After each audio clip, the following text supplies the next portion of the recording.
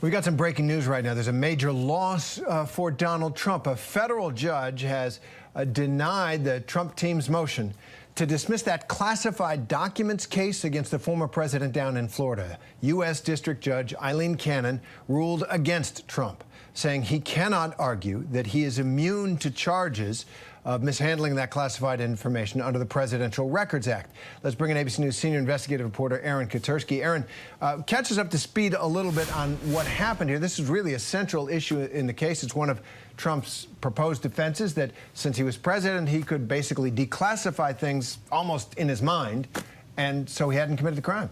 Well, that's right, and the judge declined to dismiss the case based on the Presidential Records Act. So that's a setback for him, as you say, Terry.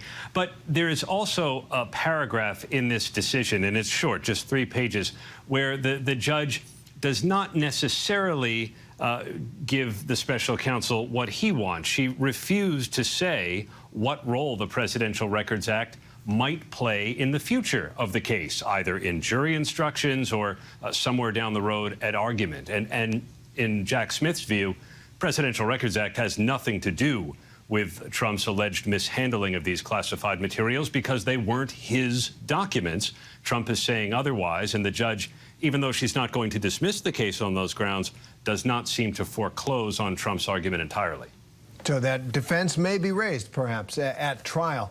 And so a lot of people are curious about the timing of the Trump trials. A lot of people want to see a trial before the election. Others don't. Others just like the wheels of justice to grind as they usually do. What does this ruling today mean for the timeline of that trial in Florida?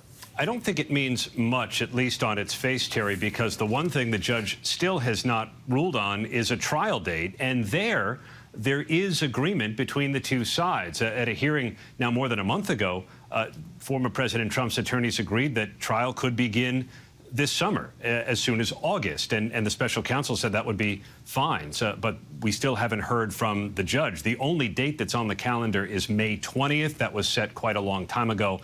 And the trial certainly is not going to happen then.